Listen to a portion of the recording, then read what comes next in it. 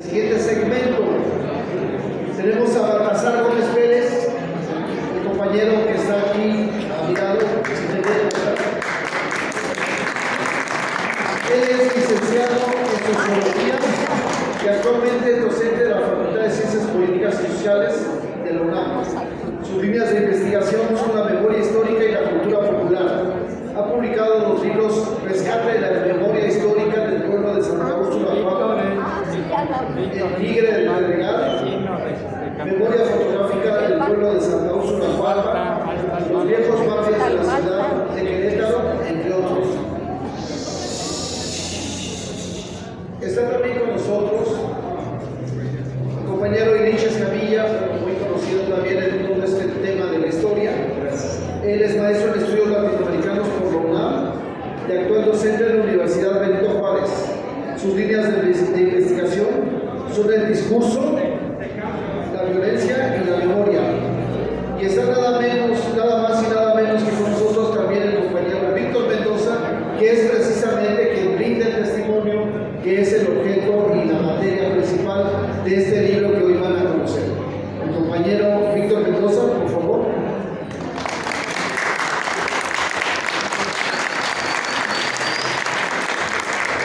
En el orden que ustedes nos digan, compañeros, ya decidieron en qué orden van a empezar. Les recuerdo que solo tenemos 40 minutos y que en esto pues, no podemos hacer magia con el tiempo.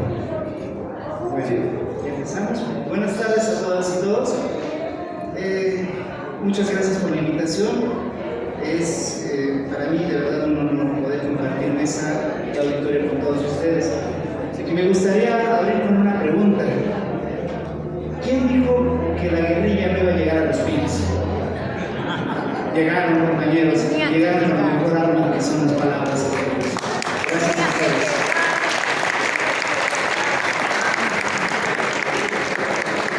Voy a hablar muy brevemente de este texto que me parece muy afortunado, porque los principales es el compañero Víctor, y creo que vale la pena escucharlos a ellos. Pero me permito hablar un poco de esto antes de darles la palabra. Esta entrevista que hace el compañero Baltasar de los Pedregales a la guerrilla urbana me parece muy reveladora en el sentido de que, citando un poco a nuestra compañera Alicia de los Ríos, que cuando ella habla constantemente, dice que cuando estudiamos la guerrilla nos dedicamos a estudiar como puras acrónimos, puras siglas, y de pronto olvidamos la relación, los testimonios personales.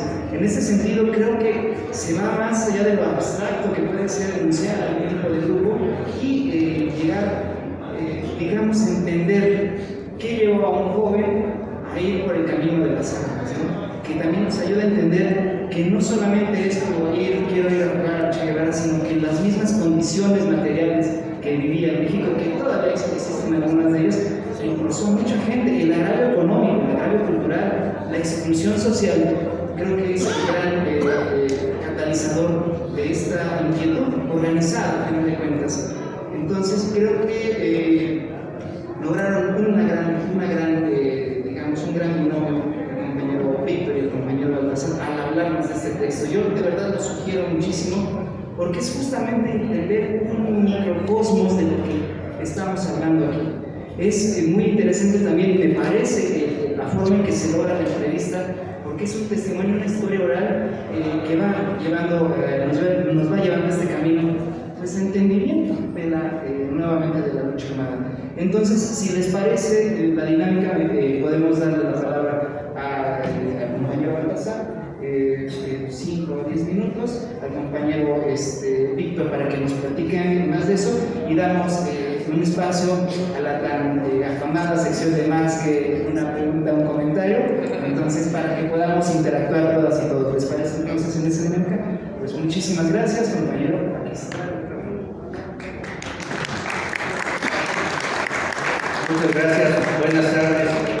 Tiene razón, estábamos años allá en marchas, diferentes movimientos estudiantiles, trabajadores afuera de los pinos, allá afuera, pero ahora ya estamos aquí adentro, cosas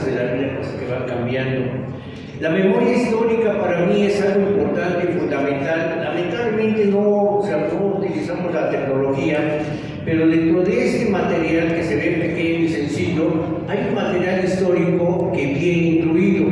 Nada más que eso de las computadoras y los celulares, aquí hay un código que ustedes lo van a fotografiar y lo van a ver en su celular. Este documento es histórico porque fue en su época clandestino. Su título se llama ¿Por qué clandestinar? Son cerca de unas 17 páginas que escaneé y aparte las transcribí. Es muy interesante, este documento se tenía que destruir junto con varios documentos, que incluso si ustedes ven en la portada, muchos documentos son de distintas organizaciones que estaban en armas en ese momento, el FRA, Unión del Pueblo, la Liga, y afortunadamente algunos lo logré rescatar. Esos documentos se tenían que leer y destruir. Este lo guardé.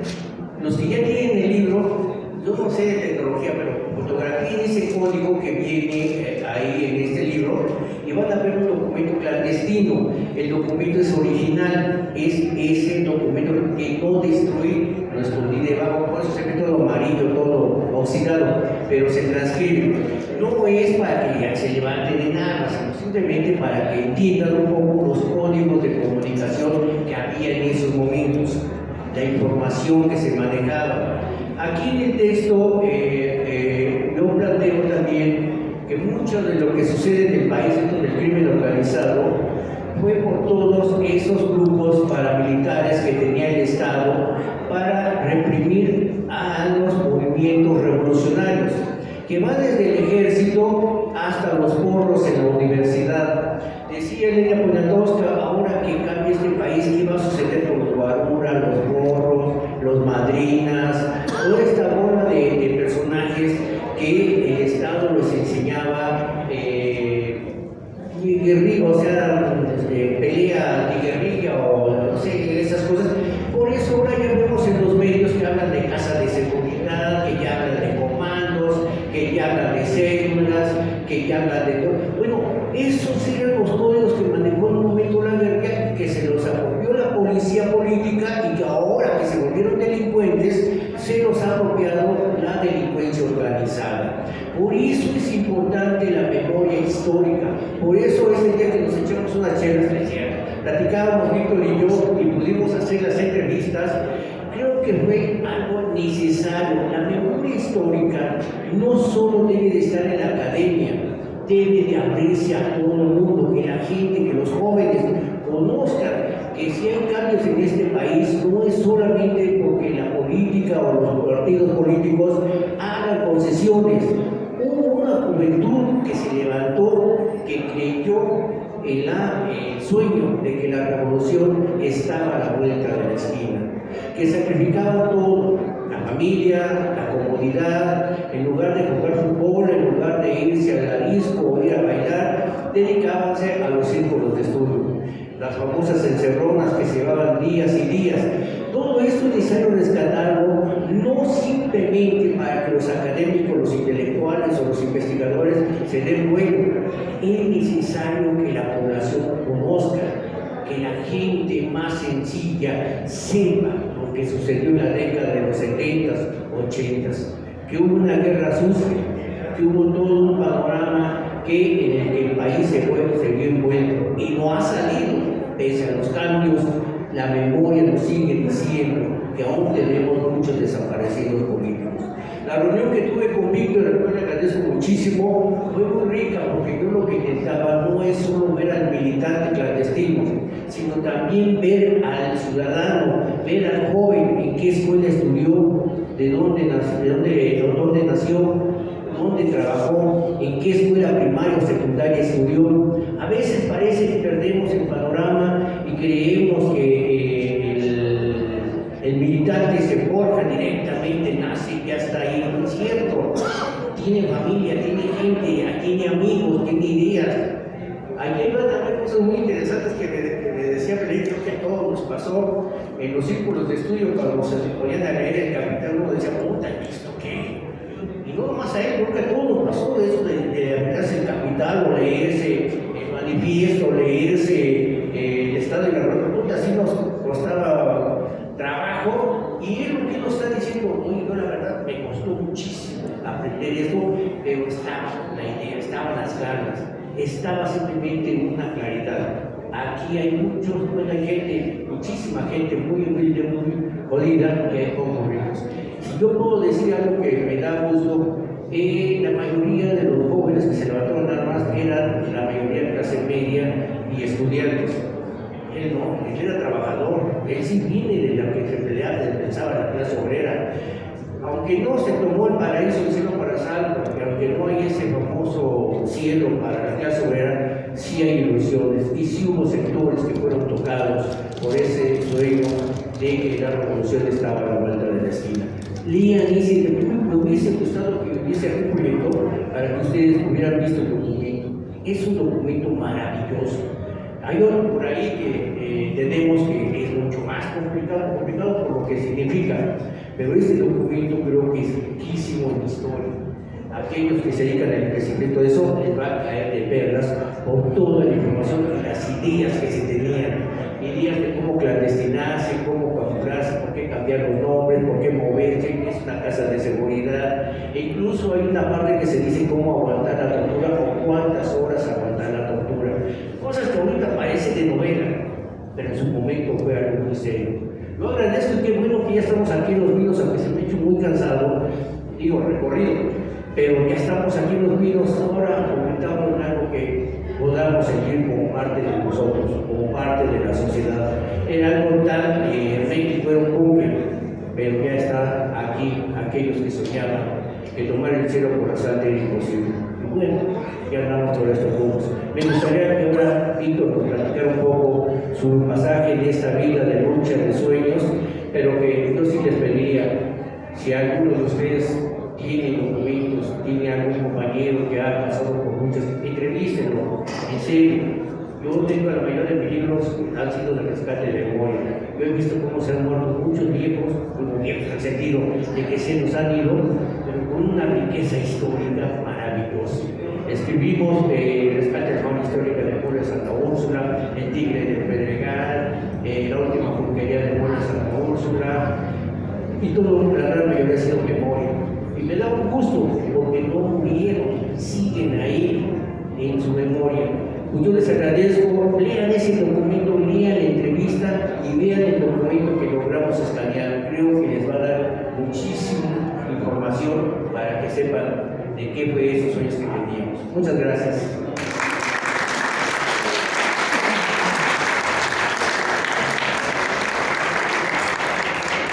Gracias. Vamos a darle la palabra al protagonista del texto, a Víctor Mendoza. Lo escuchamos con mucha atención, compañero. Muchas gracias.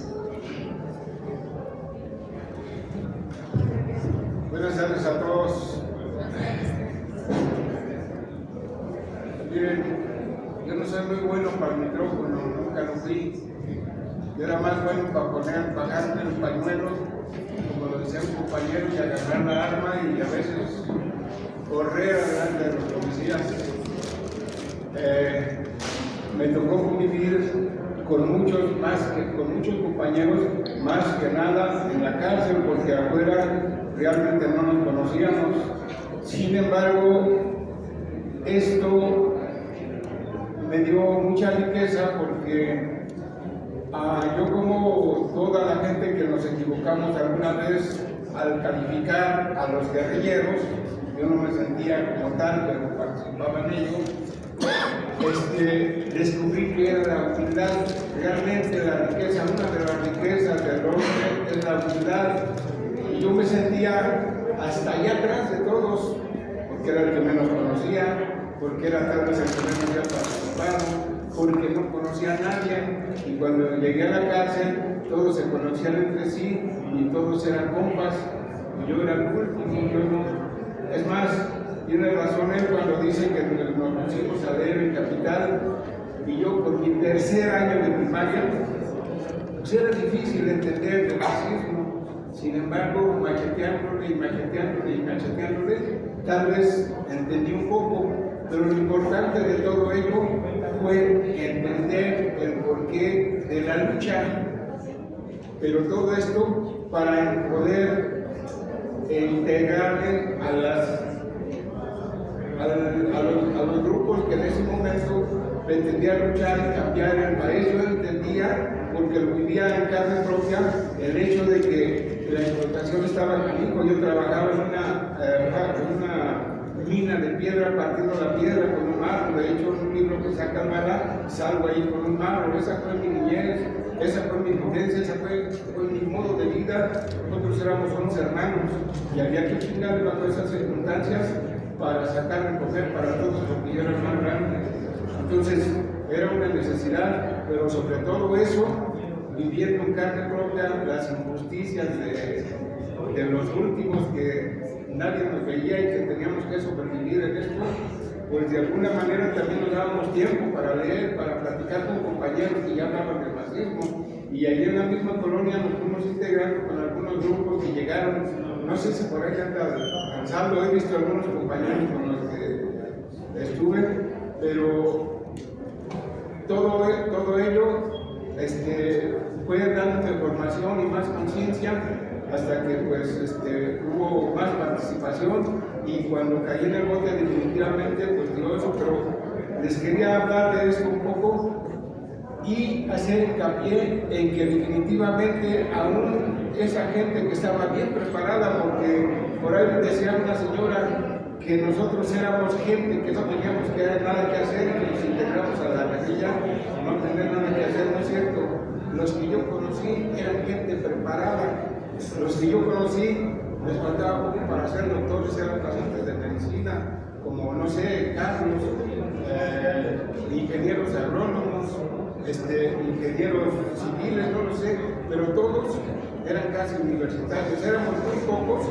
De los pocos que puedo mencionar que no teníamos preparación, era yo, Abel y Michel, y Mario, ya escasamente a la primaria, y aún así con todo eso, pues estábamos chequeando, a veces nos hizo comprender muchas cosas. Entonces, con esto les quiero decir que no necesariamente tampoco eran estudiantes bien preparados, ¿no? Sino en la liga participó mucha gente obrera. Yo, además de trabajar en la cantera, también trabajaba de obrero en una fábrica que se llamaba La Millón, era una fábrica de estampes. Entonces era netamente yo un obrero, pero Mario también, por ejemplo. Y Michel también era un obrero. Entonces participamos gente de todo tipo allí, desde bien preparados, que eran universitarios con una preparación más alta, hasta gente que apenas habíamos terminado la primaria de 15 y que de alguna manera vivíamos en carne propia los embates de la gran burguesía y de los grandes horrores de la explotación misma, y que por eso mismo, por vivir en carne propia todo esto, nos daba pie a que fuéramos un poco más conscientes y que nos prestáramos a entender eso y entender que una revolución hacia falta. Eso sería todo.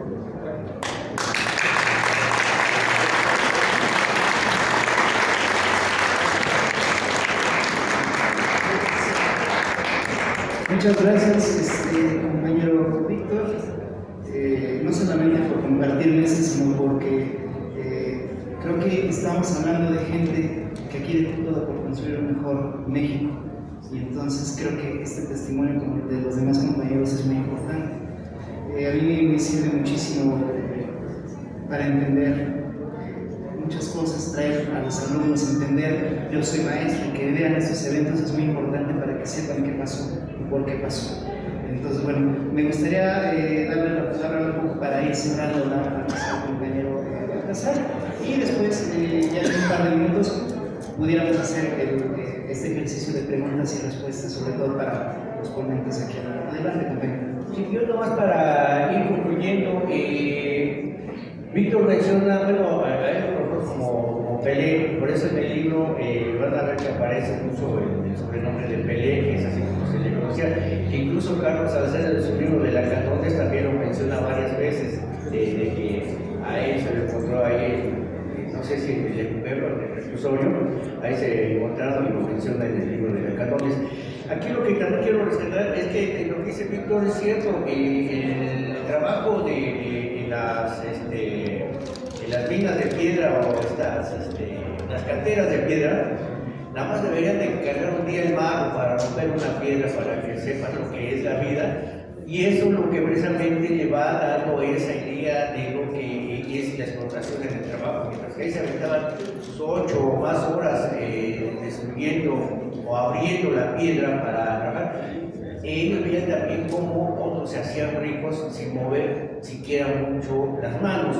No había necesidad de leer demasiado el marxismo para darse cuenta que aquí había algo desigual. No había necesidad de ser muy valientes para entender que aquí había necesidad de cambiar este país y este mundo. Por eso yo digo que es muy interesante el acercarse a estos compañeros, porque cada uno tiene una historia, cada uno tiene una memoria, cada uno podemos ir armando una gran pared con ese mosaico de historia, porque todos tenemos algo que platicar. Ahorita es lo que nos está diciendo, nos hemos encontrado a varios compañeros, a varios compas, que en serio nadie se acuerda de ellos, nadie platica con ellos.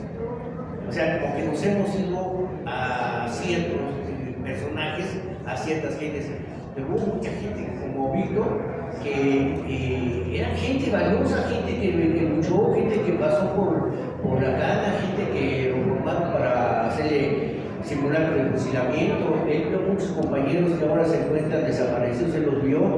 Todo esto hay que platicarlo porque mucha gente que ahora hemos estado viendo aquí en los pasillos, me acuerdo, ¿te acuerdas de la facultad? ¿Te acuerdas de la universidad? Y nunca nos hemos sentado a charlar, como que hubo un código de que esto se empezó a borrar, se empezó y se volvió un tabú, hasta que hace unos años ya empezamos a tocar estos temas.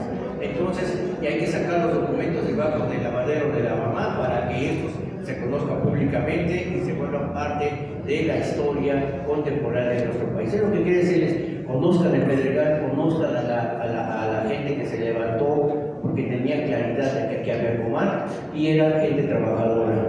La memoria histórica contemporánea es muy importante, principalmente en un mundo globalizado y tecnificado, que parece que lo que más interesa es volvernos mercancía y no tener conciencia de lo que es la historia de nuestro país. Es lo que quería decir. Muchas gracias.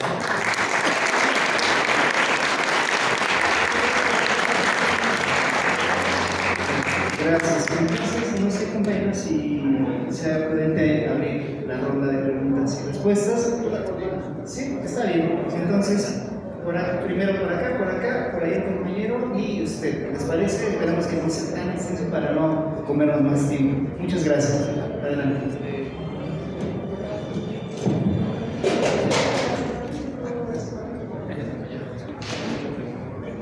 Buenas tardes. La pregunta del corazón es una pregunta doble.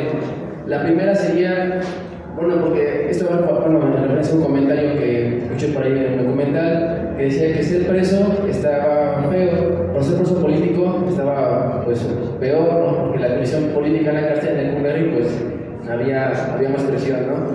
Y sobre eso va la pregunta, la primera que yo haría sobre ¿qué fue lo que sintió cuando pisó la cárcel y ver a compañeros guerrilleros o luchadores sociales en la cárcel? ¿Cómo fue incorporarse? ¿Cómo era la vida interna ahí con los militantes, compañeros comunistas? No, bueno, eso es una parte.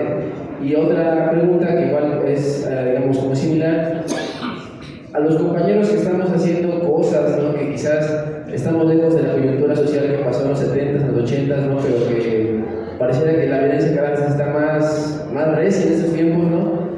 A los compañeros que lleguen a pisar la cárcel por cuestiones políticas, siendo pues como nosotros jóvenes, ¿no?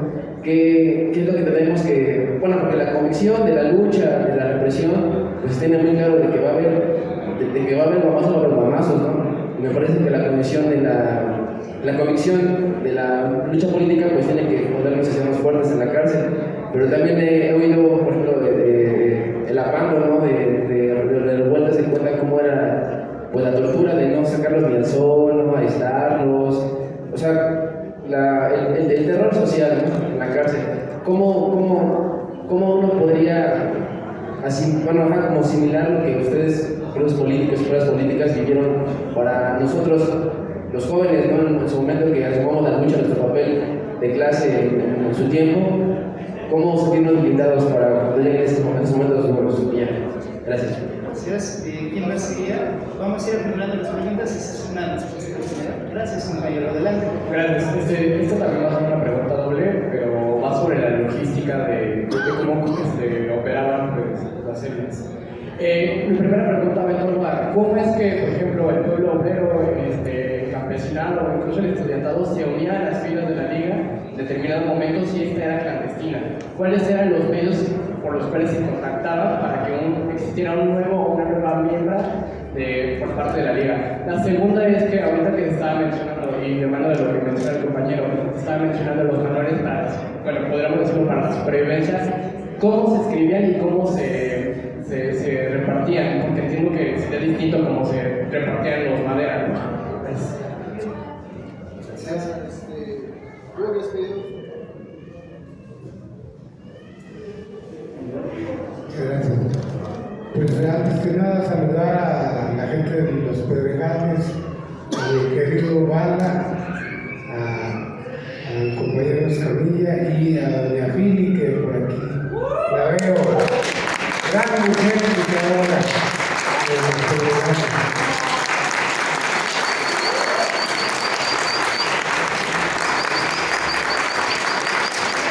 Bueno, la pregunta para los compañeros que participaron en este momento tan difícil, para los que vivimos todo este proceso de distintas maneras, el 10 de junio fue el parteaguas que a muchos nos decidió que el único camino posible era la lucha armada contra la dictadura. Y la pregunta sería, en el caso de Escamilla, pues le tocó cárcel, pero en el caso del Bala, pues se la libró. Que nos platique cómo fue que no cayó en manos de la represión. Gracias.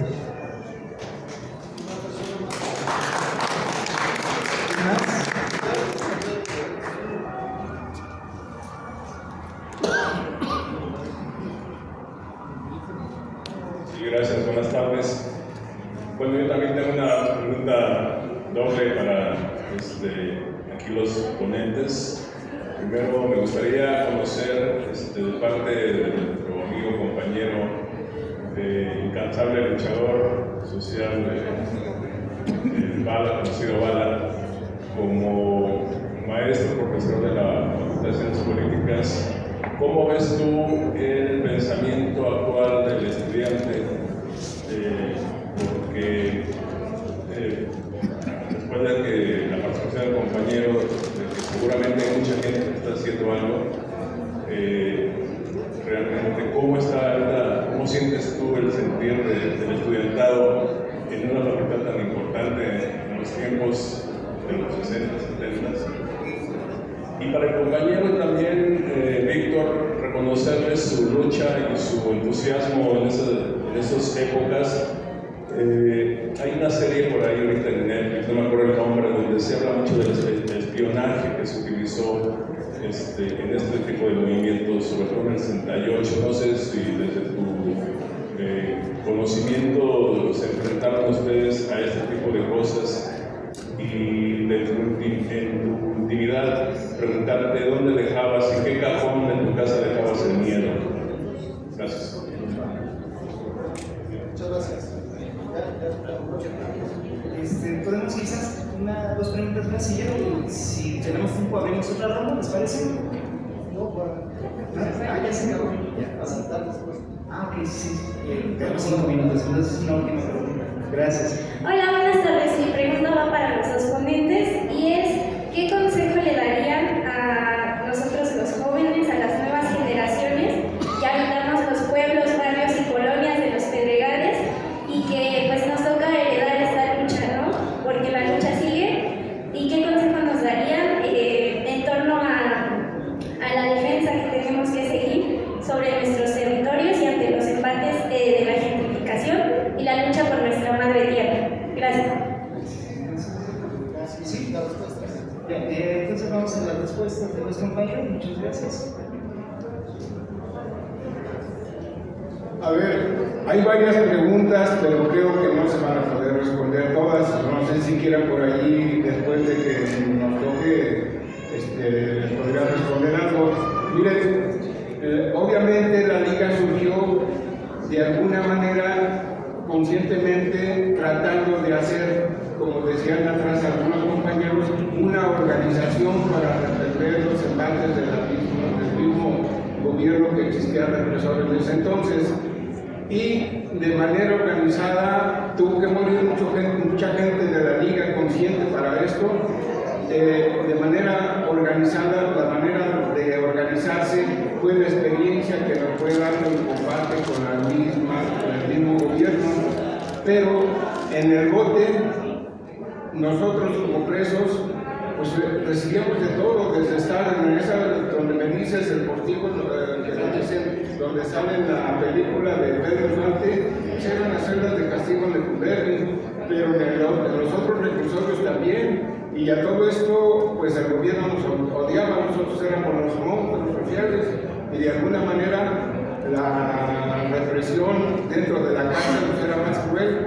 Le comentaba yo apenas por ahí a José Luis que no sé por qué nunca se nos quitó el olor, nos pudimos haber ahorrado muchos fracasos porque nos chingaban feo y siempre fuimos los clásicos gallitos de que queríamos, que necesitábamos todavía decir que nosotros no nos doblábamos y a veces debimos haber doblado un poco las manos para no torturar, para que no nos torturaran de esa manera, porque hubo gente que murió dentro del bote, no sé, yo recuerdo a Pedro, se llamaba Pedro Corones Chingaño, creo, era un peruano, era un médico que mataron allí y a otros tantos que desaparecieron. De hecho, una compañera mía la desaparecieron saliendo del bote porque nos iba a visitar.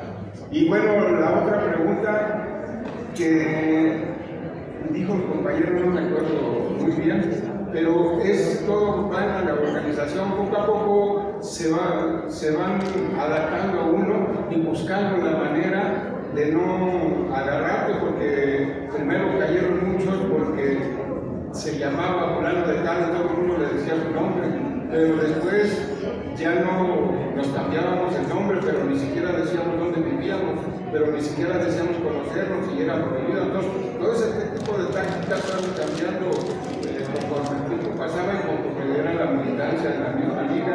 Entonces, hubo varias cosas que se tuvieron que adaptar a la represión misma.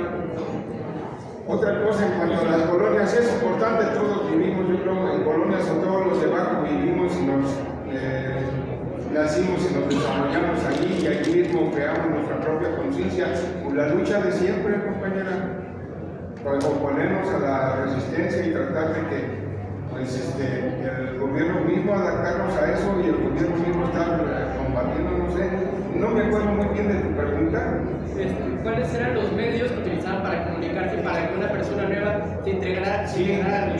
De alguna manera, no solamente andábamos con las armas en la mano, sino también había grupitos, casi todos nos dedicábamos a ir a los centros obreros y platicar con los que ahí trabajaban y buscar ser conscientes. Había algunos que se prestaban para ello, pero algunos otros nos mandaban a la fregada, pero así se captaba gente, pero además alrededor también buscábamos a quién no nos podía delatar y con quién platicar, y de esa manera pues creamos conciencia en la gente, la conciencia de tratar de hacer una organización que opusiera al gobierno, la conciencia de cambiar este mundo para los que nada tenían que comer, pues cambiar a que siempre tuvieran derecho a la comida.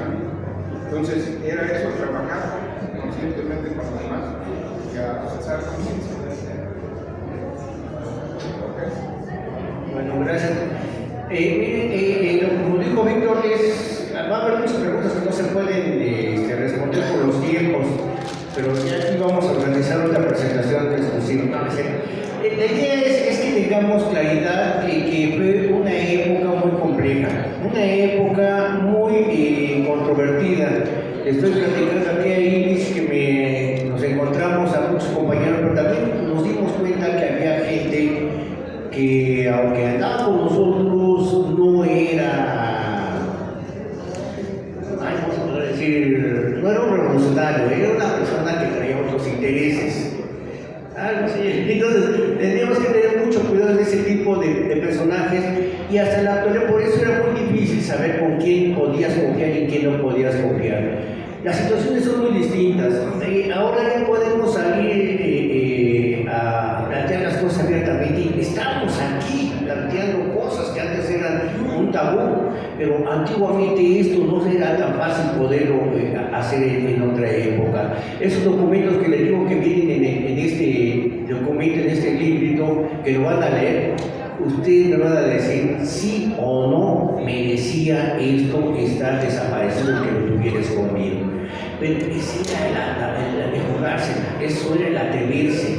Yo creo que hubo momentos en que sí se dividió la izquierda en México entre una izquierda revolucionaria y una izquierda que empezó a entrar al trabajo electoral. Entonces yo creo que son las cosas que tenemos que tener en cuenta. La juventud también tiene que ir cambiando. La juventud está viviendo una época muy distinta a la actual. Vean, tan solo la mayoría tiene teléfono celular, tiene internet, está en el Facebook, en Twitter. La mentalidad y las cosas son muy distintas. Ahora pareciera que las situaciones ya son muy lejanas. Por eso es necesario la memoria, por eso es necesario acercarnos a entender la historia de nuestro país y de este tipo de luchas. Luz Cabañas, Genaro, David Sarmiento, o sea, entender que la historia no es simplemente capítulos en un libro, son hechos que aún a nosotros nos están tocando. La pregunta de Fernán, esa queda archivada para otro día, porque esa se platica en corto. Bueno, muchas gracias, y no sé, con esto terminamos, no sé. Un aplauso para los compañeros. Gracias por su experiencia.